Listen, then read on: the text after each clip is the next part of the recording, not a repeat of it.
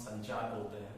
जैसे कि आपका संचार यानी कि जहां पर हम अपनी बात को दूसरे तक पहुंचा रहे हैं, यानी कि जानकारी जो अपनी इंफॉर्मेशन उसको जो है एक जगह से दूसरी जगह हम जब पहुंचा रहे हैं तो वो कम्युनिकेशन है। कम्युनिकेशन में दो चीजें आवश्यक होती हैं, एक तो आवश्यक होता है आपका सेंडर और दूसरा होता है आपका रिसीवर, यानी कि जो अपनी बात को भेज रहा है और जो आपकी बात को रिसीव कर रहा है।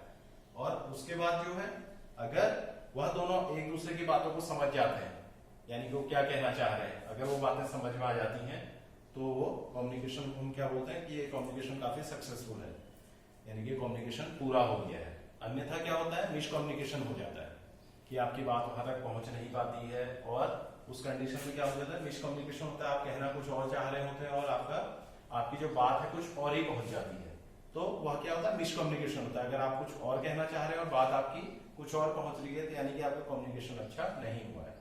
यहाँ पर हम जो कम्युनिकेशन करते हैं वो किस किस तरीके से करते हैं, या तो हम लिखकर करते हैं, या फिर अपनी बातों को बोलकर करते हैं, या फिर हम अपने चित्रों के माध्यम से समझा के करते हैं, या फिर संकेतों के द्वारा, या फिर अपने हाव भाव जेस्चर या पोस्चर के माध्यम से। कम्युनिकेशन का जो है कोई ना कोई माध्यम जो है आपका कुछ ना कुछ माध्यम अवश्य होता है जिसके द्वारा हम कम्युनिकेट करते हैं।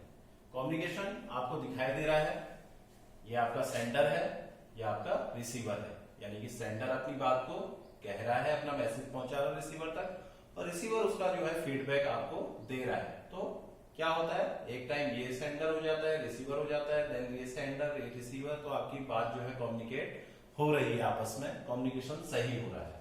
जैसे कि यहाँ पे फोन पे बात हो रही है तो मैसेज जो है एक दूसरे को कन्वे हो रहा है। यहाँ पर भी जो है आपके फोन देखिए, आप यहाँ पर देखिए दो लोग बातें कर रहे हैं, तो ये सेंडर है रिसीवर है, तो आपस में जो है आपकी बातें हो रही है, तो मैसेज कन्वे हो रहा है, यानी कि कम्युनिकेशन हो रहा है, क्योंकि सेंडर अपना मैसेज भेज रहा है रिसीवर तक, रिसीवर उसका फीडबैक दे रहा है, तो यानी कि कम्युनिकेशन अच्छा हो रहा है।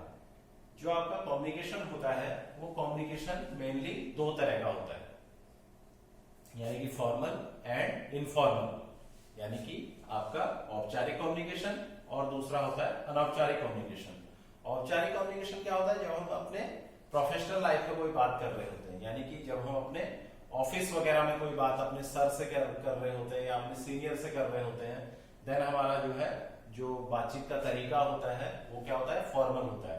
इनफॉर्मल क्या होता है, जब हम अपनी बात को अपने फ्रेंड्स वगैरह के साथ, जिनके साथ हम ज्यादा क्लोज हैं, तो उनके साथ हम कोई इस तरह का वो नहीं रखते हैं आपस में, तो हम जैसे चाहे हम उस तरह से उससे बातें करते हैं, तो वो आपका अनौपचारिक कम्युनिकेशन होता है।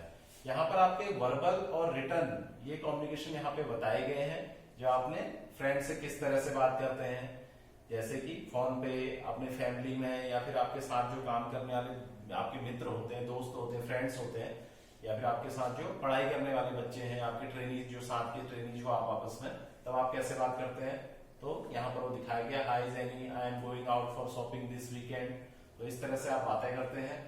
देन यहाँ पे जब आप डिनर की टेबल पे बैठे होते हैं, talking around the dinner table with family friends, तब आप किस तरह से बात करते हैं, तो यहाँ पे दिखाया, जैसे कि यहाँ पर बोला जा रहा है, don't spill the food Priya. Then sending a friendly email to friends और कलीग्स, तो आपका जो मेल करने का तरीका होता है वो किस तरह का होता है, वो यहाँ पर आपको शो किया गया है।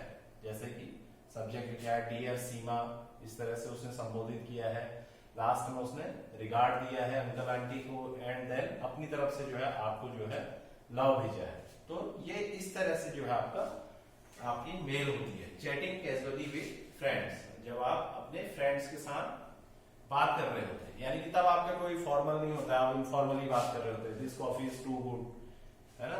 और आपने फ्रेंड्स को जब आप बाय कर रहे होते हैं, आप अपने घर को जा रहे हैं, देन उस समय में बाय, सी यू टुमारो, तो इस तरह से आप उनको बोलते हैं।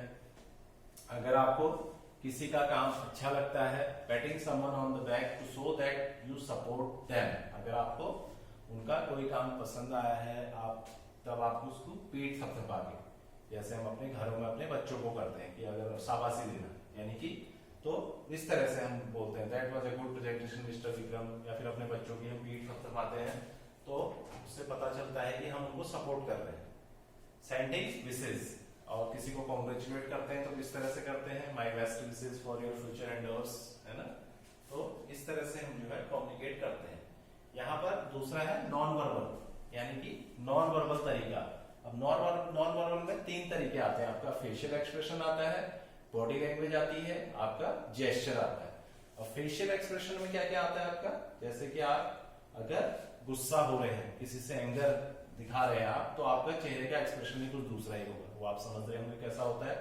डिस्गस्ट, अगर आपको कोई चीज पसंद नहीं आ रही है, डिस्गस्टिंग लग रही है, तब आपके चेहरे का एक्सप्रेशन कुछ दूसरा ही होता है। अगर आप किसी बात से डर रहे होते हैं आप, तब आपका एक्सप्रेशन कुछ दूसरा हो जाता है। यानी कि आपके हाव भाव, आपके चेहरे से पता चल जाता है कि आप अभी किस कंडीशन में हैं। अगर आप खुश हैं तो आपकी चेहरा स्माइलिंग फेस होगा। सैडनेस, दुखी होंगे तो भी आपके चेहरे से पता चल जाएगा कि आप अभी दुखी हैं। सरप्राइज, अगर आपको कोई चीज देख के काफी ज्यादा आश्चर्य हो रहा है, देन आपका आंखें जो काफी बड़ी हो जाएंगी, है ना। तो ये आपका फेशियल एक्सप्रेशन है। तो इस तरह से आप उसको बताते हैं। दूसरा आपका होता है, आपका यहाँ पर ये फेशियल एक्सप्रेशन हो गया आपका। दूसरा होता है आपका जेस्चर।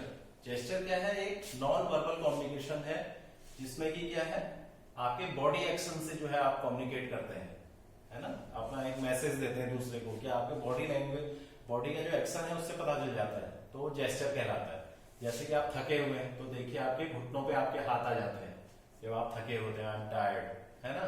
आप किसी से कोई बात से अगर दुखी हैं तब आपका जो है बॉडी लैंग्वेज चेंज हो जाता है, आपका सर झुक जाता है, आप जो है हाथों को दोनों आगे की तरफ हाथों को कर लेते हैं। या फिर जब आपको गिल्टी होती है किसी चीज पे, तब भी आपका जो है सर झुका हुआ रहता है, हाथ पीछे की तरफ आ जाते हैं, सर झुका रहता है ना। तो इस तरह से आपके जो है आपका जो जेस्चर, यानी कि ये चीज जो है आपका जेस्चर है, यानी कि बॉडी के जो एक्शंस है वो आपका जेस्चर है। और फेशियल एक्सप्रेशन मैंने भी आपको बताया। दूसरा होता है पोस्चर, एक होता है जेस्चर, दूसरा होता है पोस्चर। अब आप किस तरह से खड़े हैं, सपोज आप किसी के सामने किस तरह से खड़े हैं, वो भी आपको आपकी चीजों को बताता है कि आपका किस तरह का कम्युनिकेशन दूसरे तक जा रहा है, वो आपके बारे में क्या सोचेगा, है ना। अगर आपका पोस्चर पुअर है, अगर आप गुड पोस्चर में हैं, और तीसरा है आपका पुअर पोस्चर। तीनों जो है आपके, ये दो जो है पुअर पोस्चर है। देख लीजिए दोनों तरीके जो खड़े होने के तरीके हैं, जो राइट तरीका है वो ये पोस्चर ये है। तो आपका जो है अच्छा इंप्रेशन पड़ेगा दूसरे पे अगर आप इस तरह से हैं। अगर आप इस तरह से हैं या इस तरह से हैं, तो आपका उससे भी जो है आपका जो है दूसरे के बारे में, दूसरा जो है आपके बारे में अलग नजरिया उसका हो जाता है। तो यहाँ पर अब आपने देखा, अभी हमने यहाँ पर आपको कम्युनिकेशन के बारे में बताया। तो कम्युनिकेशन कितने तरह का होता है। एक तो कम्युनिकेशन होता क्या है, कम्युनिकेशन यानी कि जब हम एक दूसरे से कम्युनिकेट करते हैं, अपने मैसेज एक जगह से दूसरी जगह पहुंचाते हैं, तो आपका क्या है, कम्युनिकेशन है। कम्युनिकेशन में 2 चीजें आवश्यक होती है, एक सेंडर होता है, दूसरा रिसीवर होता है। कम्युनिकेशन तभी सफल माना जाता है जबकि उसमें आपकी बात दूसरे तक सही ढंग से पहुंच गई है, नहीं तो मिसकम्युनिकेशन भी हो जाता है। जैसे कि आप लोगों ने चाइनीज विस्पर एक वीडियो वगैरह उसमें देखा होगा, आपके व्हाट्सएप वगैरह में भी आते रहते हैं, तो उसमें देखा होगा कि एक जो है 10-12 लोग एक लाइन में खड़े हैं, पहले वाले के कान में पहला वाला कुछ आपको एक मैसेज देता है, वो हाथों को हिला के या उस तरह से वो एक्शन करने को बोलता है अगले को, वो फिर दूसरे को बोलता है वही एक्शन। जाते जाते वो 10-12 लोग लास्ट तक जो है एक्शन पूरी तरह से चेंज हो जाता है। तो वह चीज जो है मिसकम्युनिकेशन कहलाती है। तो कम्युनिकेशन मैंने अभी आपको आज कम्युनिकेशन के बारे में बताया। ये आपके जो है अभी जो ITI में इस वर्ष जो नए तरीके का कोर्स आ गया है, वो जो उसमें जो है आपके एम्प्लॉयबिलिटी स्किल में इंग्लिश लिटरेसी में 19 नंबर का चैप्टर है, फॉर्मल एंड इनफॉर्मल कम्युनिकेशन।